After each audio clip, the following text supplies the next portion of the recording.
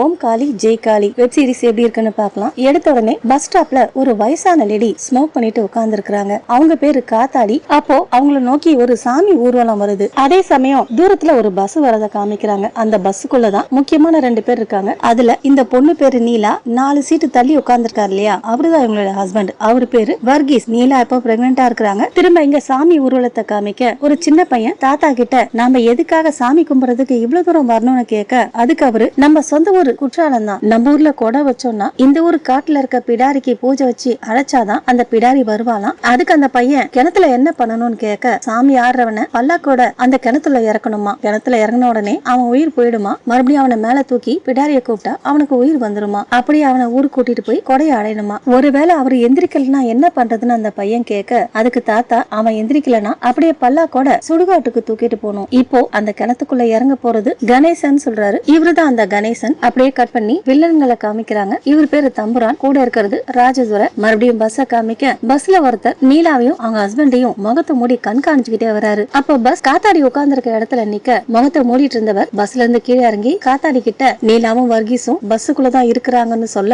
உடனே காத்தாடி ராக்கெட்டை பத்த வச்சு வில்லன்களுக்கு சிக்னல் கொடுக்கறாங்க. வானத்துல ராக்கெட் வெடிக்கிறத பார்த்த உடனே வில்லனுங்க 2 பேரும் அவங்க அடி ஆட்களை கூப்பிட்டுக்கிட்டு ஜீப்ல கிளம்புறானுங்க. மறுபடியும் பஸ்ஸ காமிக்க வில்லனுடைய ஆட்கள் 2 பைக்ல வந்து ஹார்ன் அடிக்க அவங்கள வர்கீஸ் பாத்துறாரு. அடுத்ததா பஸ் ஒரு ஸ்டாப்பிங்ல நிக்க, உடனே வர்கீஸ் நீலாவை கீழே இறக்கி விட்டு காட்டுக்குள்ள போயிட சொல்றாரு. நீலாவும் காட்டுக்குள்ள போயிட, நல்ல வேலை பைக்ல வந்தவங்க நீலாவை பாக்கல. அடுத்ததா பைக்ல வந்த 2 பேர் பஸ்ல ஏற சண்டை நடக்குது. அதை பார்த்த டிரைவர் உடனே பஸ் நிறுத்த பஸ்ல இருந்தவங்க இறங்கி ஓடிடுறாங்க. அதே சமயம் வில்லனோட ஜீப்பும் அங்க வந்துருது. வர்கீஸும் இறங்கி காட்டுக்குள்ள ஓட, வர்கீஸ தேடி வில்லனோட ஆட்கள் அவர் பின்னாடியே காட்டுக்குள்ள ஓட, அப்ப 2 பேர் பஸ்ஸ பார்த்துட்டு பஸ்ல நீலா இல்லன்னு சொல்ல, அதுக்கு தம்புரான் அவ பஸ்ல இருக்கிறான் தான் காத்தாடி நமக்கு சிக்னல் கொடுத்தா, அப்படின்னு அவ போன பஸ் ஸ்டாப்ல தான் இறங்கி இருக்கணும், நீங்க போய் அவளை தேடுங்கன்னு அவங்க 2 பேரையும் அனுப்புறான். அதே சமயம் வர்கீஸ தேடி போன ஆட்கள் அவரை பிடிச்சிடுறாங்க. அவரை தம்புரான் கிட்டையும் ராஜதுரை கிட்டையும் இழுத்துட்டு வர, ராஜதுரை வர்கீஸ்க்கு 2 கொடுத்து நீலாவை மோசமா திட்டிட்டு எங்க அவன்னு கேட்க, வர்கீஸ் அவர் முகத்திலே காரி துப்பிட்டு அவளை அசிங்கமா பேசாத, நீ தாண்டா அவளுக்கு துரோகம் பண்ண, கூட பிறந்தவளையே அவர் சொல்லி முடிக்கிறதுக்குள்ள ராஜதுரை அவர் கதையை முடிச்சிடுறாரு. வர்கீஸ் அங்கேயே இறந்து போயிடுறாரு. அதே சமயம் நீலாவை தேடி 2 பேர் போனாங்க இல்லையா, அவங்க நீலாவை பாத்துறாங்க. நீலாவை துரத்துக்கிட்டே போக நீலா பயந்து ஓடி போய் ஒரு மலை உச்சி மேல நிக்க, ஒருத்தன் தவறி மலையில இருந்து கீழே விழுந்துடுறான். அதை பார்த்து உஷாரான ஒருத்தன் நீலா கிட்ட நெருங்குறான். அடுத்ததா நீலாவுடைய அலறல் குரல் மட்டும்தான் கேக்குது. அவங்களுக்கு என்ன ஆச்சுன்னு தெரியல. அடுத்ததா சாமி ஊர்வலம் போனாங்க இல்லையா, அவங்கள காமிக்கிறாங்க. அவங்க காட்டு கோயிலுக்கு போயிட்டாங்க. சாமி கும்பிட்டுட்டு கணேசனை தேரோட கிணத்துக்குள்ள இறக்குறாங்க. கிணத்துக்குள்ள நீலா மயங்கி கிடக்குறாங்க. அவங்கள பார்த்த கணேசன், இங்க ஒரு பொண்ணு மயங்கி கிடக்குன்னு சொல்லிட்டு நீலாவை தூக்கி பல்லக்குல உட்கார வைக்க, எல்லாரும் சேர்ந்து பல்லக்கு மேல தூக்குறாங்க. நீலா மூச்சு பேச்சு இல்லாம இருக்க, அதை பார்த்த தாத்தா, பிடாரி தான் இந்த ரூபத்துல வந்திருக்கிறா, இவ உயிரோட இருந்தாக்க தூக்கிட்டு போலாம், இல்லனா இங்கே விட்டுட்டு போகலாம்னு சொல்ல, எல்லாரும் சேர்ந்து மேல அடிக்க நீலாக்கு நினைவு திரும்பிடுது. மறுபடியும் இங்க வில்லன் கேங்க காமிக்க, வர்கீஸ் கதையை முடிச்சாச்சு, நீலாவை காணும் பேசிட்டு இருக்க, அவங்கள சாமி ஊர்வலம் கிராஸ் பண்ணி போகுது. அந்த பல்லக்குல தான் நீலா இருக்கிறா. ஆனா இவங்க அவளை கவனிக்கல. அப்படியே கொஞ்சம் வருஷம் கழிச்சு வனதேசம்ன்ற ஒரு கிராமத்தை காமிக்கிறாங்க. ஊரே தசரா திருவிழாக்காக ரெடி ஆகிறத காமிக்கிறாங்க. வீட்டை சுத்தம் மொத்தமா கிளீன் பண்ணி மாலை போடுறாங்க. அப்படியே காத்தாடிய காமிக்க, காத்தாடி ஒவ்வொரு கிராமமா போயிட்டு நீலா போட்டோவை காமிச்சு அவ இந்த ஊருக்குள்ள இருக்கிறாளான்னு விசாரிக்கிறாங்க. பாக்குறவங்களாம் இல்ல இல்லன்னு சொல்ல, அடுத்ததா காத்தாடி ராஜதுரைக்கு போன் பண்ணி திருநெல்வேலி முழுக்க நீலாவை தேடிட்டேன், அவ இங்க எங்கேயுமே இல்ல, மிச்சம் இருக்கிறது கள்ளக்காடும் வனதேசம் தான், நாளைக்கு என் பொண்ணுக்கு நிச்சயதார்த்தம் இருக்கு, நிச்சயதார்த்தம் முடிஞ்சு 2 நாள் கழிச்சு போய் தேடுறேன், செலவுக்கு கொஞ்சம் பணம் கொடுன்னு கேட்க, அதுக்கு ராஜதுரை சொல்றான், நீலாவை தேடுறதுக்காக உனக்கு ஏகப்பட்ட பணம் கொடுத்துட்டேன், இதுக்கப்புறம் நீலாவை கண்டுபிடிச்சா மட்டும்தான் பணம் கொடுப்பேன்னு சொல்லிடுறான். இவரு காத்தாடியோட ஹஸ்பண்ட். அடுத்ததா போன் பேசின காத்தாடி அவங்க ஹஸ்பண்ட் கிட்ட விஷயத்த சொல்லிட்டு அவரை கூட்டிக்கிட்டு வனதேசம் போறாங்க. அப்படியே கட் பண்ணி வனதேசத்தை காமிக்க, இப்ப நீலா அங்கதான் இருக்கிறாங்க. ஆனா மல்லிகான்ற பேர்ல இருக்கிறாங்க. நீலா பிரெக்னெண்டா இருந்தாங்க இல்லையா, அவங்களுக்கு பொம்பளை குழந்தை பிறந்திருக்கு. நீலாவும் அவ குழந்தைய வேண்டிக்கிட்டு மாலை போட்டிருக்காங்க. அப்ப மல்லிகா, அதாவது நீலா, தாத்தா கிட்ட எப்போ குலசைக்கு போவோம்னு கேட்க, அதுக்கு அவரு காளி பூஜை முடிஞ்ச உடனே வேஷம் போட்டு காணிக்கை எடுப்போம், அதுக்கப்புறம் காணிக்கையை பிரிச்சுக்கிட்டு குலசைக்கு போக வேண்டியதுதான், நீ வேண்டிய காரியத்தை இந்த முத்தாரம்ம கண்டிப்பா நிறைவேற்றி கொடுப்பா, அதுக்கு நீ வேண்ட பிரகாரம் தீச்சட்டியை எடுத்தா போதும், முறையா தீச்சட்டியை எடுக்கிறோம்லாம் பயப்படாத, நீ தொட்டாலே போதும், மத்தத அந்த அம்மன் பாத்துப்பாங்கன்னு தைரியம் சொல்ல, மல்லிகாவும் சரின்னு சொல்லிட்டு போயிடுறாங்க. அடுத்ததா புகழ காமிக்க, புகழ் மீன் விக்கிறவரு. அப்போ அவரோட ஃப்ரெண்டு வெளிநாடு போறதுக்காக ஏஜென்ட் கிட்ட இருந்து லெட்டர் வந்திருக்கு, பணத்தை கட்டிட்டா உடனே போயிடலாம், நீ எப்ப பணம் கட்டுறன்னு கேட்க, புகழும் கட்டிடலாம் சொல்லிட்டு வியாபாரத்துக்கு போக, அடுத்ததா கணேசனை காமிக்க, கணேசன் சின்ன பசங்களை வண்டியில ஏத்தி ரவுண்ட்ஸ் போய்கிட்டு இருக்க, அப்போ லதான்னு ஒருத்தவங்க கணேச ஆட்சிக்கு கை கால் இழுத்துருச்சு ஓடிவான்னு கூப்பிட உடனே கணேசன் பாட்டிமாவை மல்லிகா வீட்டுக்கு தூக்கிட்டு போறாரு. மல்லிகாவுக்கு நாட்டு வைத்தியம் தெரியும், அதனாலதான் அவங்க கிட்ட தூக்கிட்டு போயிருக்காரு. மல்லிகாவும் பாட்டிமாவை குணப்படுத்த விளையாடிட்டு இருந்த பசங்களும் அங்க வந்துடுறாங்க. அப்ப லதா சும்மா இல்லாம கணேசன் மட்டும் இல்லனா பாட்டிமா உயிர் என்னைக்கோ போயிருக்கும், போன வருஷம் கூட இப்படிதான் ஆச்சு, கணேசன் தான் உதவி பண்ணான், பேசாம கணேசா என் 2 பொண்ணுல யாராவது ஒருத்தரை கட்டிக்கோன்னு சொல்ல அங்க இருந்த சின்ன பசங்கள ஒரு பொண்ணு அவங்க சொல்றத உன்னிப்பா கவனிக்க அதை பார்த்த கணேசன் அக்கா அமைதியா இரு, பசங்க எல்லாம் கேட்டுட்டு இருக்காங்கன்னு சொல்ல, ஆனா லதா அதை பத்தி எல்லாம் கவலைப்படுற மாதிரி இல்ல, தெரிஞ்சா தெரியட்டும் சொல்றாங்க.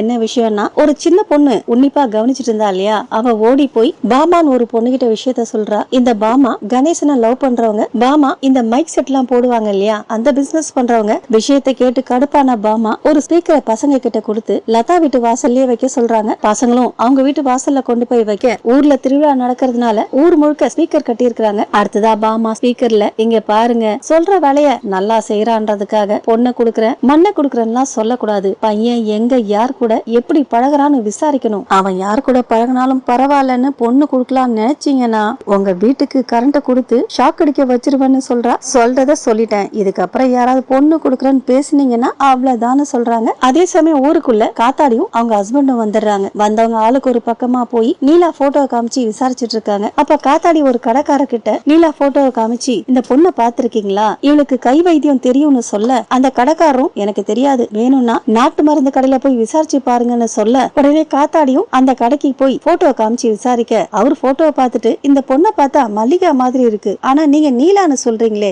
எதுக்கும் நான் சொல்ற இடத்துக்கு போய் பாருங்கன்னு நீலா வீட்டுக்கு வழி சொல்லி அனுப்புறாரு. அதே சமயம் கணேசனும் புகழ் வெளியூருக்கு போறாரு இல்லையா, அதுக்கு பணம் தேவைக்கு ஒருத்தர் கிட்ட போய் கடன் கேக்குறாங்க. ஆனா கேட்ட இடத்துல கிடைக்கல. பணம் கிடைக்காதனால புகழ் ரொம்ப வெச்சாகி பேசுறாரு. இந்த வருஷம் ஆத்தா கிட்ட வேணது இதை மட்டும் தான் சொல்றாரு. அதுக்கு கணேசனும் ஓயாம புலம்பாத, நான் எப்படியாவது உனக்கு அரேஞ்ச் பண்ணி கொடுக்கறேன்னு சொல்றாரு. அடுத்ததா கணேசன் பாமாவை கூப்பிட்டு அவங்க மைக்ல பேசினாங்க இல்லையா அதுக்காக கண்டிக்கிறாரு. அதுக்கு பாமா சொல்றாங்க நான் தான் உனக்கு தாலி கட்டாத பொண்டாட்டின்னு இந்த ஊர்ல இருக்க எல்லாருக்குமே தெரியும், இருந்து அப்படி பேசுறாங்களே, இங்க பாரு அவங்க பேசுறது கொழா அடி வரைக்கும் தான் கேட்கும், ஆனா நான் பேசினா ஊருக்கே கேட்கும். அதுக்கு கணேசன் இந்த தசரா முடிஞ்ச உடனே ஊரை விட்டே போயிடுறேன்னு சொல்லிட்டு போக அதுக்கு பாமா எனது ஊரை விட்டு போறியா, தசரா முடிகிற வரைக்கும் இந்த முத்தத்தை வச்சுக்கோன்னு சொல்லி அன்னைக்கு முத்தம் கொடுத்துட்டு இப்ப விட்டுட்டு போறேன்னு சொன்னா என்ன அர்த்தம்னு சத்தமா கேட்க கணேசன் உடனே கிட்ட வந்துட்டு மாலை போட்டிருக்கப்போ இந்த மாதிரி பேசாதன்னு சொல்ல, இங்க பாரு தசரா முடிஞ்ச உடனே நமக்கு கல்யாணம், நான் கல்யாணத்துக்காக 75,000 சேர்த்து வச்சிருக்கேன், நீ வந்து தாலி கட்டினா போதுன்னு சொல்ல உனக்கு எப்படி அவ்வளவு பணம் கிடைச்சதுன்னு கணேசன் கேட்க, இங்க இருந்து கழக்காடு வரைக்கும் நம்ம ரேடியோ செட்டு தான் கொஞ்சம் கொஞ்சமா காசு சேர்த்து வச்சிருக்கேன், தசரா முடிஞ்ச உடனே பெரிய மண்டபமா பார்த்து ஐயர் சாப்பாடு போட்டு ரிசப்ஷன் ஹனிமூனுக்கு ஊட்டி எல்லாம் பக்காவா கணக்கு போட்டு வச்சிருக்கிறேன். அதுக்கு கணேசன் சொல்றாரு ரொம்ப புத்திசாலி, நான் ஒரு கணக்கு சொல்றேன் கேக்குறியா, புகழுக்கு வெளியூர் போறதுக்காக பணம் தேவைப்படுது, என்கிட்ட 25,000 இருக்கு, நீ 75,000 கொடுத்தினாக்க 1 லட்சம் ரூபாய் கொடுத்து அவனை ஃபாரினுக்கு அனுப்பிடலாம், அவன் திரும்பி வந்த உடனே அந்த 1 லட்சம் ரூபாய்க்கு வட்டி போட்டு நீயே வாங்கிக்கோ, அவனுக்கு கொடுக்கறதுக்கு வேற ஆள் இல்லையா, 2-3 இடத்துல கேட்டோம் கிடைக்கல, இந்த முறை வேண்டிக்கிட்டு மாலை போட்டதே ஃபாரின் போகிறதுக்காக தான், அவன் இப்ப ஃபாரினுக்கு போனானா திரும்பி வந்த உடனே 3 தங்கச்சிக்கும் கல்யாணம் பண்ணிடுவான், சாமி வரும்போதெல்லாம் நான் ஃபாரின் போகணும்னு கண் கலங்கி நிக்கிறான், அவங்க எல்லாருக்குமே நான் தான் சாமியா தெரியறேன், அவனுக்கு எப்படி உதவ போறோம்னு நினைச்சிட்டு இருந்தேன், அந்த ஆத்தாவே உன் ரூபத்துல வந்து பணத்தை காமிச்சிட்டா, நீதான் உதவி பண்ணணும், தசரா முடிஞ்ச உடனே உன் கழுத்துல தாலி கட்டுறன்னு சொல்ல கணேசா அப்படி சொன்ன உடனே பாமாக்கு ரொம்ப சந்தோஷமாயிடுது. இன்னொரு பக்கம் காத்தாடியும் அவங்க ஹஸ்பண்டும் மல்லிகா வீட்டை தேடி கண்டுபிடிச்சிடுறாங்க. ஆனா வீடு பூட்டி இருக்குது. வெளியே இருந்தே வீட்டை பாத்துட்டு இருக்க அதை பார்த்த பக்கத்து வீட்டுக்காரங்க யார் நீங்க என்ன பாக்குறீங்கன்னு கேட்க மல்லிகாவை பார்க்க வந்தோன்னு இவங்க சொல்ல அவ பூஜைக்காக கோயிலுக்கு போயிருக்கா, நீங்க யாருன்னு கேட்க இவங்க சொந்தக்காரங்கன்னு சொல்ல அப்படியா, பூஜை முடிஞ்சு வரதுக்கு ரொம்ப நேரம் ஆகும், கோயில் எங்க இருக்குன்னு காத்தாடி ஹஸ்பண்ட் கேட்க பக்கத்து வீட்டுக்காரங்களும் கோயில் எங்க இருக்குன்னு வழி சொல்ல உடனே 2 பேரும் கோயிலுக்கு போறாங்க. அப்படியே கட் பண்ணி கோயில காமிக்க கோயில்ல பூஜை நடந்துட்டு இருக்கு. மல்லிகாவும் குழந்தையோட கோயில்ல தான் இருக்கிறாங்க. அதே சமயம் காத்தாடியும் அவங்க ஹஸ்பண்டும் கோயிலுக்கு வந்துடுறாங்க. வந்தவங்க நீலாவையும் குழந்தையும் பாத்துறாங்க. உடனே காத்தாடி ஹஸ்பண்ட் ராஜதுரைக்கு போன் பண்ணி நீலா இருக்கிற இடத்த பத்தியும் அவங்களுக்கு ஒரு பெண் குழந்தை இருக்கிறத பத்தியும் உடனே ஆட்களை அனுப்புனா நீலாவை தூக்கிடலாம்னு சொல்றாரு. வர்கீஸ்க்கும் நீலாக்கும் குழந்தை இருக்கிறத கேட்டு ராஜதுரை கடுப்பாகிறாரு. இப்ப என்ன பண்ணட்டும்னு காத்தாடி ஹஸ்பண்ட் கேட்க நீ குழந்தை கதையை முடிச்சிட்டு நீலா கதையை முடிக்கிறதுக்கு ஆட்களை அனுப்புறேன்னு ராஜதுரை சொல்றாரு. அதுக்கு காத்தாடி ஹஸ்பண்ட் சொல்றாரு என்ன பேசுற, நாளை காலைல என் பொண்ணுக்கு நிச்சயதார்த்தம், அதுக்கு பணம் தேவைன்றதுனாலதான் இந்த நெருக்கடியான சூழ்நிலை கூட நீலா தேடி இவ்வளவு தூரம் வந்திருக்கிறோம். அதுக்கு ராஜதுரை நேத்து 15,000 தரேன்னு சொன்னல,